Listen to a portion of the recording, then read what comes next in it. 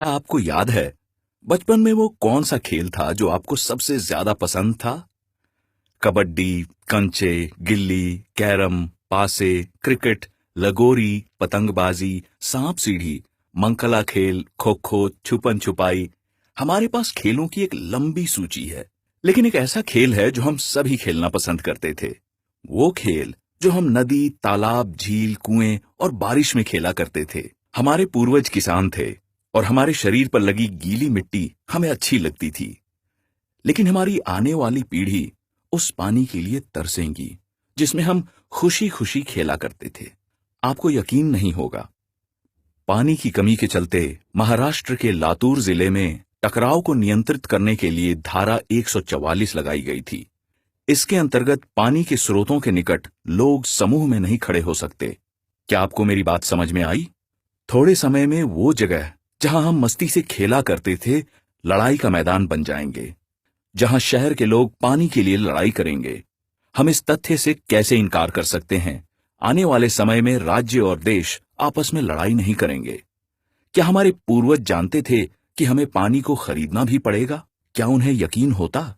लेकिन आज ये बात सच है। इसी तरह से पानी के लिए विश्व युद्ध की संभावना भी है। पानी की समस्या चक्रवात या भूकंप जैसी प्राकृतिक घटना नहीं है। क्या हम इसके लिए जिम्मेदार हैं?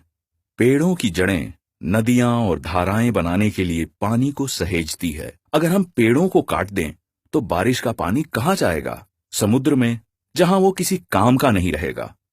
गोदावरी नदी का जल स्रोत सूख चुका है। 40% कृष्णा नदी उजाड़ हो चुकी है। गंगा नदी कितने समय तक बारहमासी रह पाएगी पता नहीं। कावेरी के बारे में तो आप सब जानते ही हैं। वर्ष 1989 में 22 नदियां प्रदूषित थीं, लेकिन आज ये संख्या बढ़कर 302 हो चुकी है। इस सूची में झीलें और तालाब शामिल नहीं हैं। भारत की आजादी के समय प्रत्येक नागरिक के लिए 100 लीटर पानी उपलब्ध था, लेकिन आज ये घटकर 30 लीटर हो चुका है। पानी के संसाधनों के बिना 83 प्रजातियां लुप्त हो चुकी हैं। क्या हम ये कह दें कि हमारे गरीब किसान का 84वां नंबर है? अभी तक 2 लाख। मुझे क्या फर्क पड़ता है अगर खेती ना रहे तो? क्या बस यही बात है? हमें अपनी बुनियादी जरूरतों के बारे में सोचना होगा। जैसे किसी जमाने में हम टमाटर निर्यात करते थे, लेकिन आज हम चीन, नेपाल और नीदरलैंड से इसका आयात करते हैं। यही हाल गेहूं और आलू का है। तो कीमतें क्यों नहीं बढ़ेंगी? इसी तरह से पानी के कारण भी नई समस्याएं पैदा हो रही हैं। अब आपको समझ में आया, पानी की समस्या किसी और की समस्या नहीं है। यूनिसेफ की रिपोर्ट कहती है कि वर्ष 2040 तक 60 करोड़ बच्चों को पीने के पानी की समस्या का सामना करना पड़ेगा। इस स्थिति में उद्योग को अभी के मुकाबले में 30 गुना अधिक पानी की जरूरत होगी। इसी तरह से कृषि और बिजली उत्पादन के लिए बहुत सारे पानी की जरूरत होगी। हमेशा की तरह अगर हम इन आंकड़ों पर ध्यान नहीं देंगे तो पानी की समस्या हमारी जिंदगी को नरक बना देगी। साफ शब्दों में आपको कैसा महसूस होगा अगर लोग आपको आपका गांव छोड़ने को कहें? लोग अपने गांव को छोड़कर अलग अलग देशों में बस रहे हैं। ईरान, अफगानिस्तान, पाकिस्तान और चीन जैसे देशों से लोग प्रवास कर रहे हैं। गांवों में पानी की कमी के चलते सबसे पहले किसान शहरों की ओर प्रवास कर रहे हैं। समय रहते समाधान नहीं निकाला गया तो बहुत सारी समस्याएं पैदा हो जाएंगी।